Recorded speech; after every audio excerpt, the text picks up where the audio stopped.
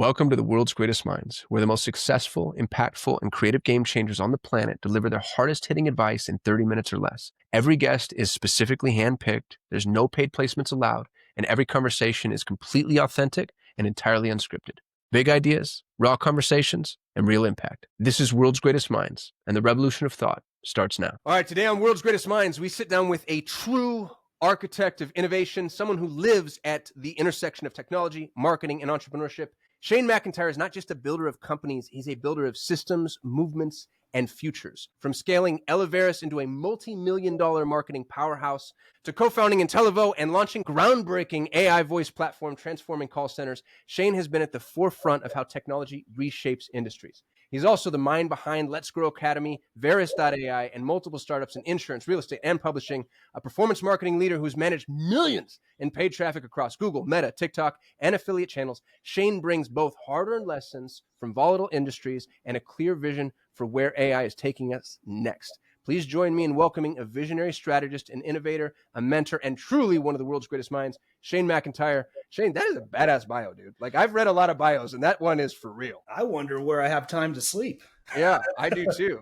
I gotta say, man, I'm gonna take a stab at both of us here and lob a grenade at our collective environment. We're both agency guys, and I've been an agency guy for 20 years. I don't know. It sounds like you've done a lot in terms of the world of serial entrepreneurship. How long have you been agency focused or specific? Yes, that's a great question. The agency kind of spun out of my own company, so to speak, right? So we got tired of the deal like agencies that just overpromise, don't deliver. So we built the in-house team. When I wound down my mortgage company, I'd say 2021, 2022, I 100% became focused on the agency side. Okay. So, and that's actually part of what I'm getting at is the thing that you did is a hard thing to do. In my experience, most agencies right now are on fire.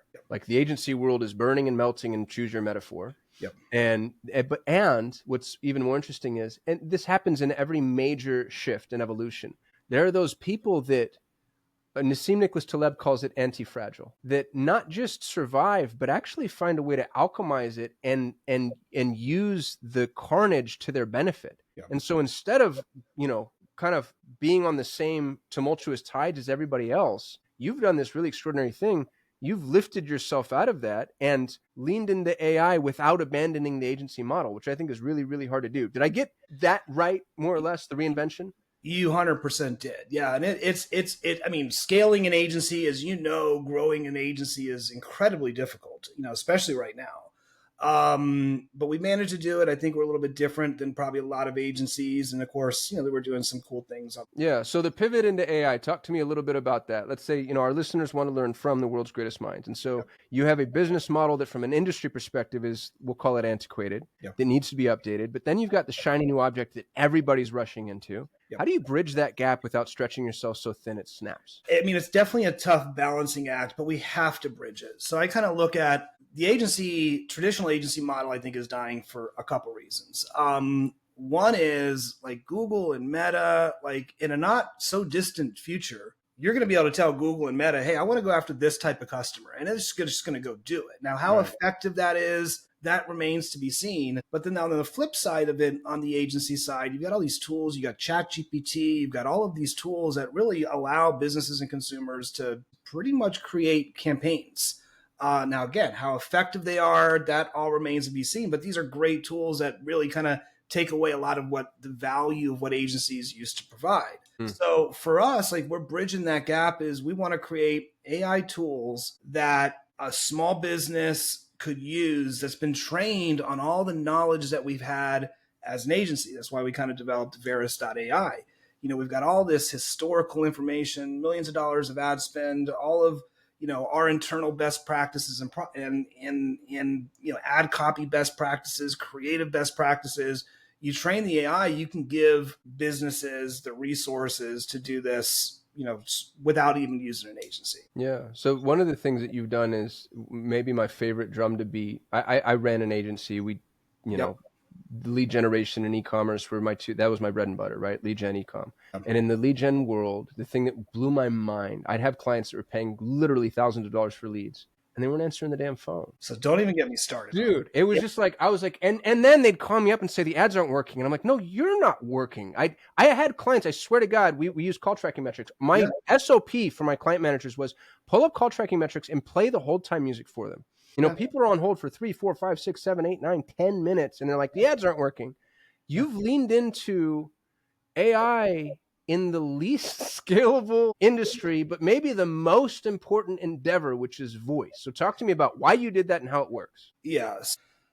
You hit the nail on the head. And now on the flip side to it, just to add some context around there, let's say you're not even generating inbound calls. Let's say you're focusing on lead gen, whether it's B2B or B2C, whatever the case may be. You've got all these forms coming in, right? And same thing for us. Like we generated 2,000 leads for a company. And it's like, well, how soon are you dialing these leads? Oh, well, we get to them in a couple hours. We get to them the next day. Like speed to lead, if it's not in the first 5 or 10 seconds, like the chances of you getting a hold of that lead rapidly diminishes. Like that curve starts to drop off. No, it's a precipitous drop. I wish I could find it. I had this infographic I used to use in my real estate agency. It was a multivariate study over the course of 20 years. Of thousands of sales calls. And what they found was if you don't get back to somebody within 5 minutes, the drop is almost to zero. It's like just this crazy cliff where within 5, and obviously it's industry dependent, right?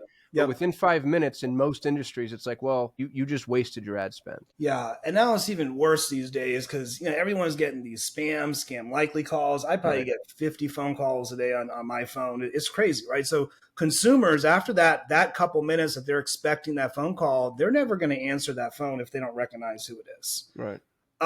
So that's why we kind of developed Callium, is to be able to have a tool that as soon as that lead comes in, it's an AI agent, the voice sounds as close to a human as possible. It's trained very quickly on the script of that company. Lead comes in, Callium is engaging, calling that lead, asking a few qualified questions, and getting it to a sales agent, which you've had these call centers, massive call centers that did just that. Right. Does it do a hot transfer? It does a warm transfer. Wow, that's really cool. Does it fool people, or do they know it's AI and it's just adept AI? So, and there's a whole bunch of gray area on that. So I'm disclosing. So we make sure that it's clear that it is an AI. Okay. We're not trying to do that legally. What's the legislation right now? I don't know. It's so gray. I've heard from different attorneys, different things. We want to err on the side of caution. And just disclose that we're an AI assistant. And I think consumers are getting used to it, right? I don't think necessarily that's a turnoff, as long as it's not too invasive. Like you don't want to have a 5-minute conversation with an AI. I don't think. No. Well, give us the blueprint there. Like you're the expert. If I want to deploy something like this, what are the best practices? How many questions? How fast? When do you go for the transfer? How do you filter? How do you not piss people off? Yeah. So we say 2 to 3 questions at most. Couple qualifying questions. For example, let's say it's mortgage, right? Just calling to confirm that you submitted an inquiry. Are you currently a homeowner? Yes or no? Great. Can you confirm your address? Okay, great. Stand by 1 second. Let me get a licensed mortgage or loan officer in your state on the line. And do you let them know ahead of time, hey, I'm going to get you to a human, but to do that, I need to know? We typically do. Yeah, we typically do. But we try to not front load that conversation too long. Because if you've got, 60 seconds of the AI explaining the process, people will just hang up. How much do you have data on that? How much time is ideal for like the exposition, the introduction? 7 to 15 seconds at most. Fast as freaking possible. Possible. Yeah. What are answer rates, generally speaking, on a warm lead like that? Answer rates in terms of... So if I have 100 people fill out a form and then you have Callium call all 100, how many do you think are answering? How many do you think are staying through the exposition? And how many are answering the questions and getting transferred? Yeah, so it's all very traffic dependent, right? So super traffic source dependent. If we're running high intent Google search leads, we'll see 30, 40% contact rates. Wow. If they answer, the pull-through is usually typically high, but it's getting them on the phone is a difficult part. Now, going back to the whole problems with lead gen and being traffic source dependent as well, like if you're running Facebook, if you're running display, if you're running lower intent sources, that contact rate could be a lot lower, but that's a whole nother can of worms. Well, but that almost speaks to its value because the contact rate is going to be low no matter what. Yeah. But if you don't get to them quickly, it's guaranteed to be zero, It's right? guaranteed to be Yeah, zero. especially with low motivation leads. And so that's a pretty low impact lift to have something call out and say, hey, if you're interested, I can put you on a human right now. Yeah. And compliance is a big thing. You have to have opt-in consent. Obviously, you need to have TCPA consent. So that's why it kind of, I think, works well with the agency model is, and I don't even look at us in the future as even being an agency. Like we're more like a consulting company, right? And yeah, we run paid traffic, but it's especially in You're the doing a lot of paid traffic for our listeners. Shane's, I mean, you're millions of dollars a month under management. That is not an easy feat. That means you know what the hell you're doing. yeah. We're running a lot of paid traffic on a lot of channels: Google, Meta, TikTok, big affiliate channels. So yeah, we're if it's there, we're running it. Yeah. And then the other thing this is the drum that I like to beat is if it doesn't scale, it's probably the most important part of your business. And the phone doesn't scale. Putting a human being in front of another human being is not a scalable endeavor, but you can do things, there's mortar to the brick that does scale, like making sure that happens quickly, making sure they're pre-qualified. How intense can those questions be? Like, how smart is the AI? Does it need to be binary, yes or no? I mean, I heard you say confirm your address, but what if I wanted to know, like, well, what's your ad spend, or what's your revenue, or what's your, I'm a medical clinic and I want to know what your biggest, where does it hurt? Like, Yeah. how complex can we get? I mean, the AI can get super complex, right? I mean, and we've got all different types of models that we can plug into it. So, I mean, it can get as complex as Chat GPT-5 or any other AI model can get. It's just, is a consumer going to stay with that complexity, right? Because I think there is that threshold of tolerance. I think a couple questions, getting them on the phone is a use case for now. Now that may change over time. Consumers may get, more accustomed to AI, but what we found is just really that use case that we're trying to solve for is turning a lead into a phone call, which is a massive challenge, right? I mean, people have call centers. I've had call centers in the past. I never want to own a call center again in my life. And that's part of the reason why we developed. Yeah. So, but it's funny because you're a kissing cousin to a call center in a lot of ways. You're the conduit. So what do people do there? If they have your product, it sounds like they already need people on the phones. If they don't have that, do you have, like, are there vendors that you really like? Should they build it in-house? Should they outsource it? What's the recommendation? It really depends on the use case, and it depends on the business too. Using a mortgage company as example has to be in-house, right? They're licensed, they need to be licensed in each state. You need to have your sales agents in-house. I think any type of call center for getting people on the phone or fronting or live transferring a call is problematic no matter how you slice and dice it, right? Yeah, you can go near shore, you can go offshore, you can hire internally, but there's a lot of complexity behind it. I mean, it's not just, hey, let's stand up call tracking metrics and put people on an outbound campaign, but, how do we get past scam, spam likely? How do we make sure that, we have good contact rates and answer rates? How do we recruit and train these people and do it cost effectively? That's a massive issue, especially at scale. Imagine trying to hire 50, 75, 100 people in a call center. You're going to have high turnover rates. It's just problematic. And I think it's a rough job. I worked at a call centers as a kid. It's the modern day sweatshop. You know what I mean? It's like 8 hours in front of the phone. Good golly. That's hard. My first job, 1997, I was doing tech support back when there was tech support for Compaq Computer Corporation in a call center. Yeah. On the phone, there were 3.5 day shifts. So you work 12 hours, 3.5 days a week, 12 hours on the phone, 1997. It was absolutely brutal. Yeah, that's horrible. All right. So you cracked the code in a lot of ways, and you're spending money where most people are pulling back.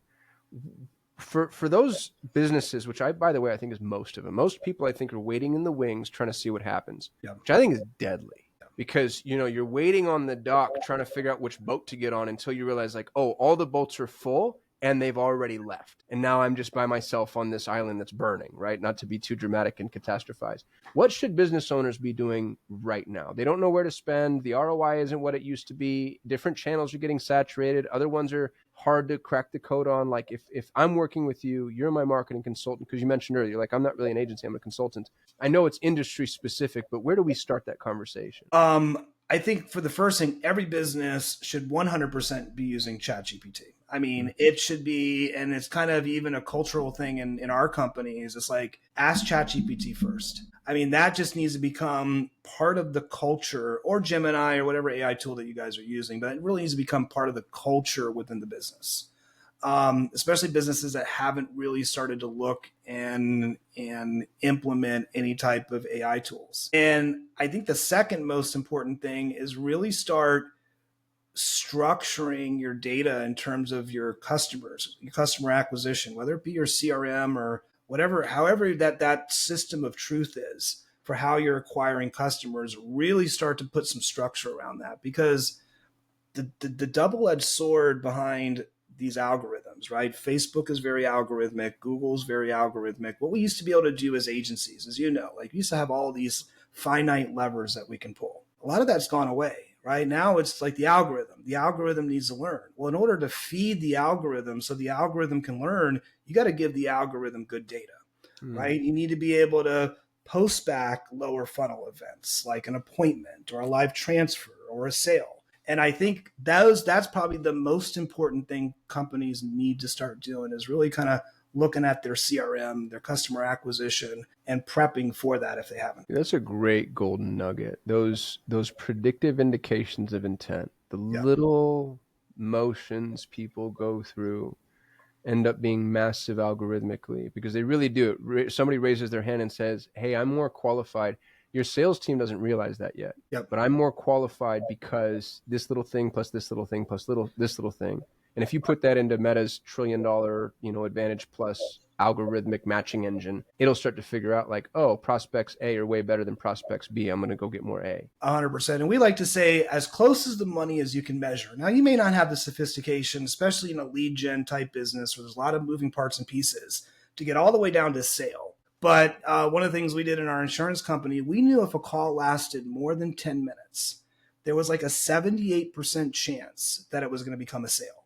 Like we knew that statistically, and it's not a hard metric to get. It's a pretty, like you can find that metric within your business, whatever it is. Maybe it's an appointment, whatever that case is, and then optimize on that, and then start pushing that goalpost down. Maybe it's after 10-minute call, maybe it's a pending sale, or maybe it's contract signed, and slowly start pushing that goalpost down, because that's what the algorithms need to really optimize. Do you have a CRM preference? You go high level guy? We use high level.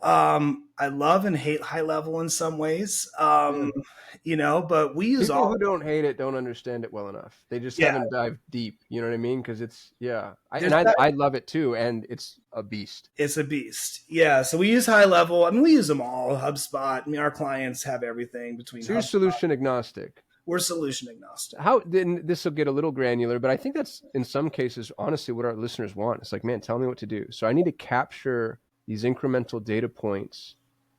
How are you doing that? Is that, I mean, it almost feels like it needs to be done on you need to back into it. So like the thing you just said about a 10-minute phone call. Yeah. I guess I would figure out call tracking metrics and call rails allow for whatever, API integration would take that measurement and then kick it into my CRM. And now I cracked that code. Exactly. So call rail, call tracking metrics, both of them have integrations with just about everything. HubSpot, I don't know about high level, Salesforce. And if you're running paid traffic, there's these unique click IDs. I won't get into all the whole technical side, but there's usually a unique click ID. Google has a Gclid, Facebook has a click ID. That ID you can then post back. You can have your tech team, and a lot of times, even with HubSpot, there's an automated way to do it. And you can post back those events. So you can say, hey, if this call lasts 10 minutes, I want you to post this back as an offline conversion for, a qualified lead. Dude, this is a huge golden nugget. So for listeners, if you don't understand this is okay. Send it to your media buyer. Here's what most media buyers do, and it's catastrophic. They use conversion events for conversion. Lead. Somebody bought, I'll track that. Somebody filled out a form, I'll track that. What Shane is saying is you can use a conversion event for almost not almost, for literally anything that's trackable. So you could land somebody, you know, you're using Microsoft Clarity or what's the screen recording software, Lucky Orange, You and got somebody, Hotjar, Clarity. Hotjar, yeah, somebody lands on your page and, you know, they scroll down to the pricing section or they hover over a video for long enough or whatever. You can take that click ID, plug it back into the advertising mechanism of your choice, and then identify that action and optimize for it. Exactly. Which, Yeah. dude, I 1% of 1% of advertisers, I bet you, are willing to actually do that work. But if they do, the benefit to them, like in terms of outpacing their competition, there wouldn't be a competitive. It's a blue ocean now because you're optimizing for an audience nobody else is optimizing for.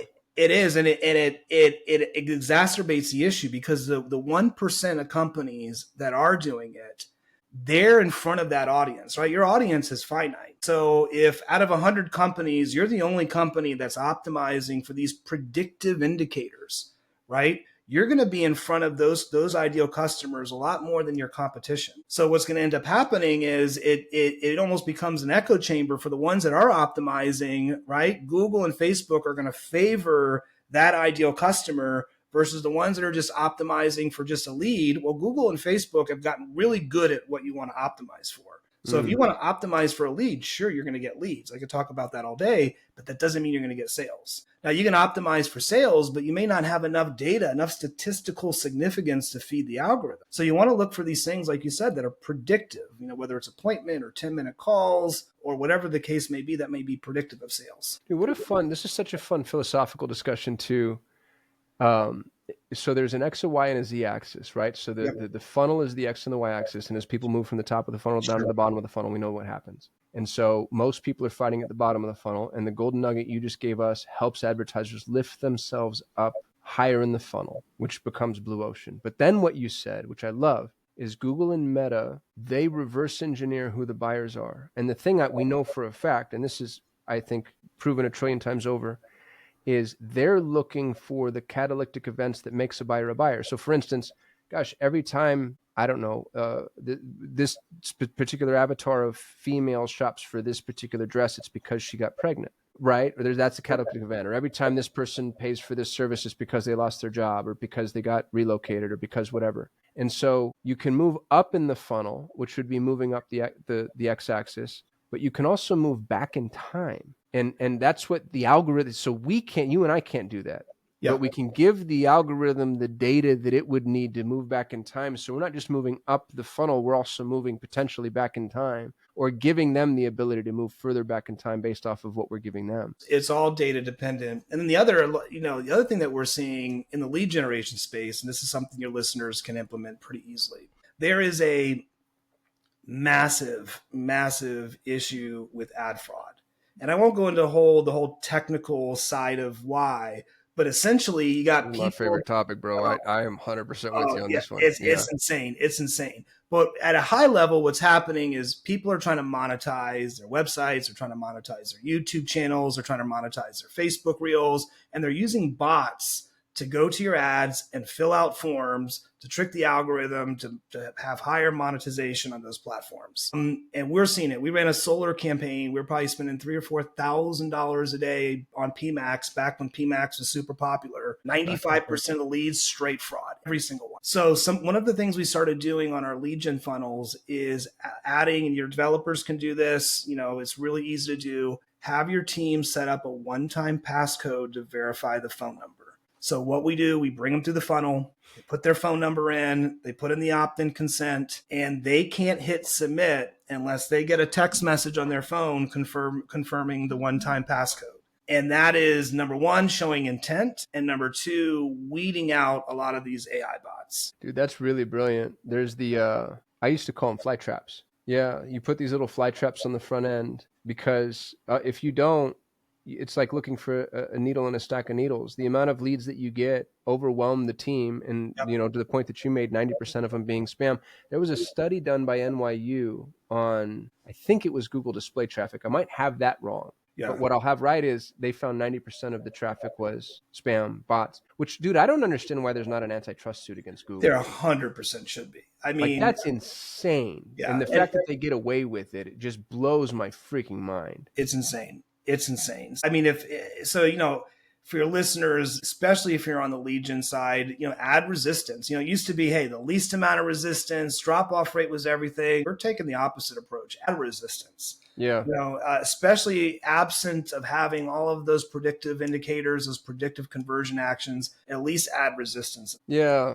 Hormozy calls it friction. He says add friction to the funnel. Yeah. The thing about that too, that I think people need to get over is if your offer is good, people want it.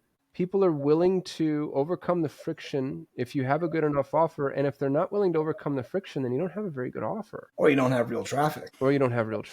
Yeah. Which, I mean, gosh, that's devastating to think about. The amount of money that's gone to fake traffic, bot traffic, solicitor traffic. Have you ever seen those pictures of the data farms in those Asian countries with people sitting in front of like 1,000 tablets? Oh yeah, they've got racks of cell phones that are just like lined up in these racks. Bro, now it's to the point that we're even seeing it. So we run a lot of like click to call campaigns where we drive traffic to a landing page. There's a click to call phone number on the landing page. And these AI bots are somehow managing to call these numbers. There'll be like background noise. You can tell it's nonsensical. Like we've got recording after recording after recording. So the sophistication that's happening on the ad fraud side is just absolutely insane. What's the point? Why are they doing it? What are they getting? I don't know. I was down the rabbit hole the other night for like 4 hours in ChatGPT research, and I really think it's monetization, right? Because think about it. You've got a YouTube channel. If you're able to send bots to click on ads on your YouTube channel, and show these super high conversion rates, what's going to happen to the monetization on your YouTube channel? Yeah, interesting. Right? So that's and the same if you have a website. Let's say you have a website, you run an AdSense, right? And have these bots that's going to your website, filling out all these forms fraudulently. AdSense is going to pay a lot more money. Your website's going to be a lot more valuable from a monetization perspective. Well, and Google would be complicit in that and turn the other way, ostensibly because they're getting a 40% take or whatever. They're getting their money either way, right? Now, yeah, Google will credit you. I think we got like $2 credited last month. Bro, I remember Google. Yeah, the credit system through Google is such a freaking joke. Yeah, it's insane. Yeah. That's really interesting. I love the friction to the funnel thing. I love the idea of the phone number forcing them to qualify. What's nice about that too is there's something about it in my mind that just from a psychological perspective lifts you out of this, please give me money thing to, hey, this is a consultative arrangement. Yep. And we have to make sure that both of us have some skin in the game, which I think is the best way to approach a consumer. I think it is as well. And even in, we do a lot of stuff in the direct to consumer space, home services, mortgage, financial services. Even I think you add resistance there, B2C, you're still going to get a better qualified consumer. Right. And have the added benefit of weeding out a lot of the spam traffic and bot traffic. Now, is your lead cost going to go up? Yeah, I mean, marginally it's going to go up. Is it going to double? Probably not. It might go up 20%. Lead cost is a vanity metric. When the clients used to come to me with CPL, I'm like, I'll get you 50 cent leads, bro. You know what I mean? Like, doesn't matter. Yeah, it doesn't matter. Yeah, it does not matter. It's like, what's your CAC? What's your LTV? What's your MER? That's what matters. That's what matters. We had another client. They want a 15x ROAS, on the first purchase. And me too. and I want a puppy, and I want a pony, and I want a trip to Disney. Yeah, and I told them it's not possible. They said, well, that's what the business model, predicts. And I said, well, you get there over a long enough timeline. They're in the financial services business, so there's repeat orders. Like you get there over a year, you get there over 2 years. There's very few businesses. I mean, maybe if you're selling, I don't know, drugs or something online, but there's very few businesses that have a 15x ROAS. Yeah. And they pulled back some of their ad spend with us, but I was honest. It's not going to happen. Maybe we have this one little campaign that we can scale to a couple $1,000s a month. Dude, that's what clients always do too. They show you this one snapshot from 3 years ago for the 4 weeks that they were actually, and they don't even realize, no, you were fishing in a pond of, organic traffic that you'd built because right before that you were doing a bunch of webinars or who knows what. Yeah. It's insane. So, I mean, you get there in a long enough timeline, but we're definitely not going to get there enough. So we've talked to the business owner a little. Zoom out, help our agency brethren. Are agencies dead or just evolving? And if they're evolving, how do they evolve? How do they do what you've done? How do they save themselves? Uh, I think they evolved by getting away from just the traditional retainer plus ad spend model. And yeah, we have clients that are on that model. I think it looks more like a consultative partnership. Maybe there's skin in the game on revenue. Maybe there's skin in the game on profit. I think it's bringing in paid traffic, but it's bringing in other solutions. How do we contact these leads? How do we nurture these leads? How do we work with you down funnel in your CRM to make sure that whole orchestration of data is posting back? And this stuff takes a ton of time. It's not just, hey, we're going to stand up some creative and run some traffic. Like we're on, hours and hours and hours calls, like really diving deep funnel with our clients. And it costs a lot more. It's a lot harder to scale an agency that goes that deep. So you need some extra skin in the game besides the typical retainer model, or you need very large ad spend budgets. But if you have, $10,000 in ad spend a month, most agencies just can't sustain that level of detail unless that account really grows. Yeah, I think scale is a curse word at this point. You have to do the things It's that don't scale. Yeah, and on the Everybody that agency wants the side, business that scales, I'm like, well, it's like the person that wants the 15x. It's like, yeah, yeah, that's not the ecosystem within which we exist. yeah. Shane, what am I not asking you that I should be asking you? I mean, you see the lanes, you see what's on the horizon, you've guessed right, you've built all these businesses. What do people need to know from you that I'm just not pulling out? Ask me what some of my mistakes were. I like talking about lessons learned. All right, let's dive into that. That's fun. Yeah, yeah. I think one of my mistakes. How much time do we have left here? We've got another 5 minutes. 5 minutes. All right, quick stories. My very first company I started back in, I don't know, it was like 2011, 2012, made every mistake in the world.